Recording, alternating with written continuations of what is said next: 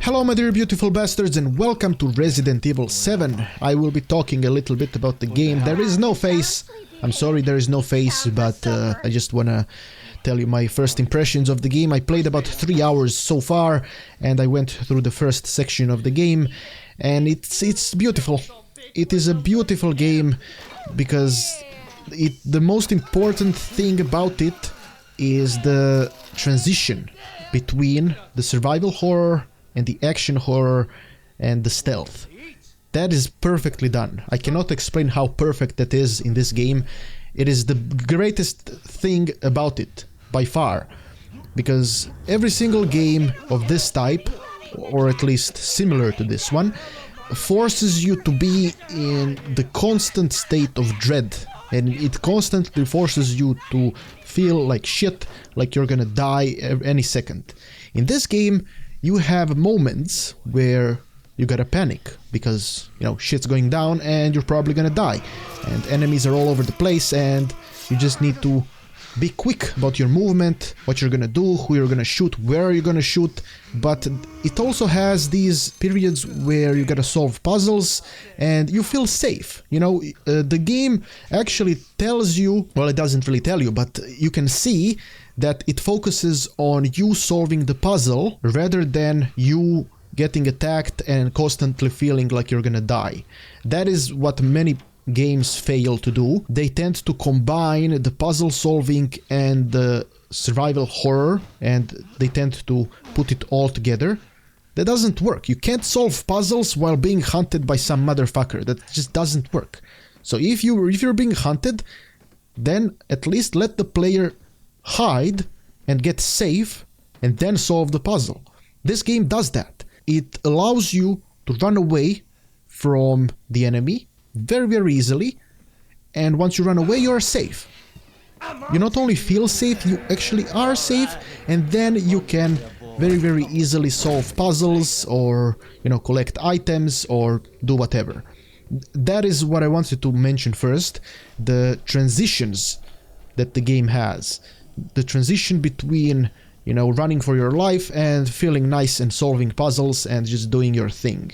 It is set in the same universe as Resident Evil 4, which is my favorite game ever, and it is very clear because everything about the game is like Resident Evil 4 Advanced in first person.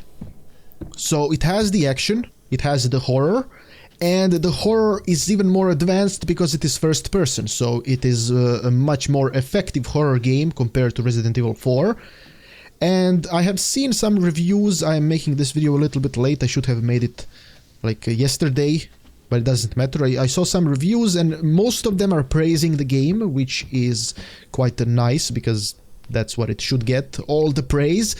But they don't really focus on the actual comparisons between Resident Evil 4 and Resident Evil 7. Now, 5 and 6 were shit games. They were shit games. Capcom didn't really know what they were doing there. They tried different things that failed because they didn't do the proper thing. Instead of combining the first Resident Evils with Resident Evil 4, they decided to extend Resident Evil 4 towards more of the action and more. It's stupid. It's Resident Evil. It's not action. It is horror more than action. And because of Resident Evil 4 that focused action, they went in the wrong direction. Instead of going back while combining it with Resident Evil 4, they fucked everything up. But now with this one, they did the perfect thing. Because going into first person is the perfect way of enhancing the horror experience within the game, while keeping the action and the same mechanics that Resident Evil 4 brought, that revolutionized that genre, the over-the-shoulder genre.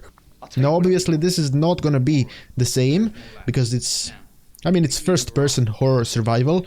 You can only do so much with that, but the actual atmosphere of the game, the pacing of the game, the narrow corridors that you gotta go through, and everything is just, it's very smooth, you know. The game is done very, very smooth. It's very easy to play it. It's very easy to actually play the game without using the map.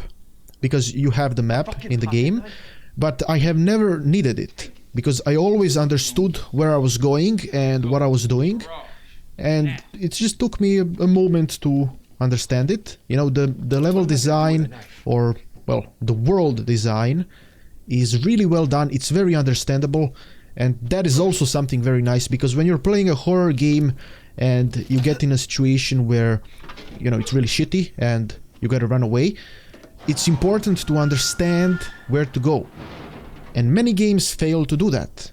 They fail to let you understand the world, and they make you confused when it comes to the world, and that's just annoying. It's not a good mechanic. That is fucking annoying, so don't do that. What you should do is make the world understandable, make you important in a way that, you know, it lets you defend yourself while keeping it realistic and scary. Oftentimes I would run out of ammo, or I would come very close to running out of ammo, and then I thought to myself, wait, I can just run away. I know the path, I can just run away to safety. And that's exactly what you can do.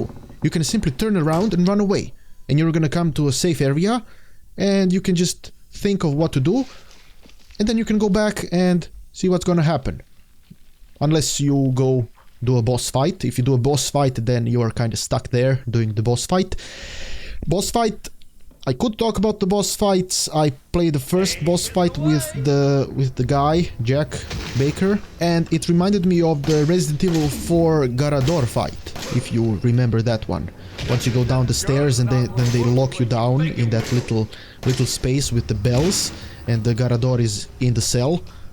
Now, in this case, instead of the bells, you have the hanging bodies that can distract him, and later it gets quite hectic, but I don't want to spoil everything for you, so we're not going to talk about that. But it is perfect. It is the perfect combination of the old Resident Evils and Resident Evil 4, with the puzzles, the items, it allows you to combine different items that you find.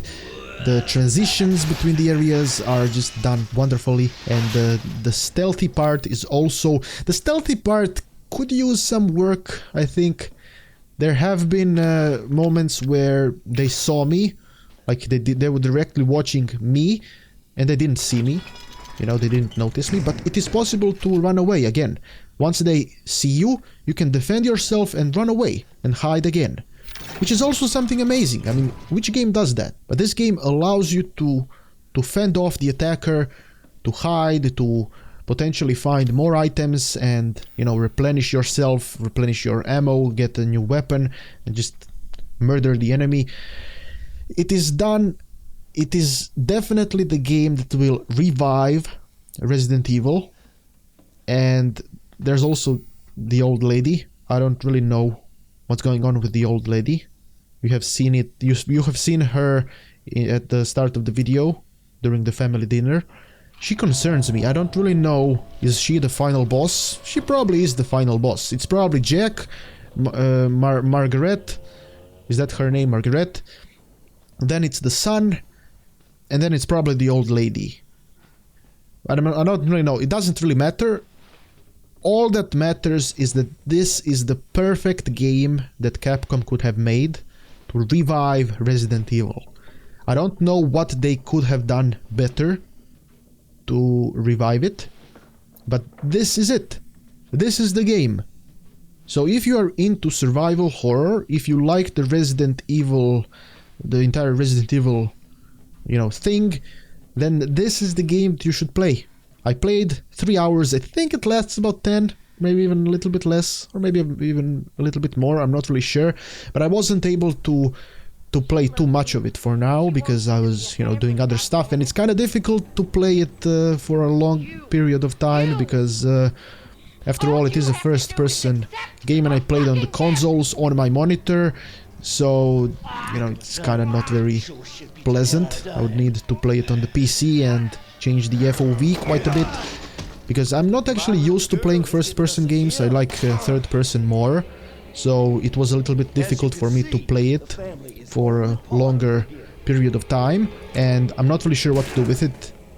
because Capcom gave clear guidelines to not spoil the game, and I have seen many streams and videos of people doing the game already and posting all sorts of shit, and I kind of want to respect the developers and their wishes, which is kind of fucking over what I plan to do, but it doesn't matter, I hope you guys are gonna enjoy this video, so thank you very much for watching. Please do check out the game, I cannot recommend it more, and I guess I shall see you next time. Thanks for watching, I have been Petard, your glorious lord, and may the blessings of Petard eternally touch your butt.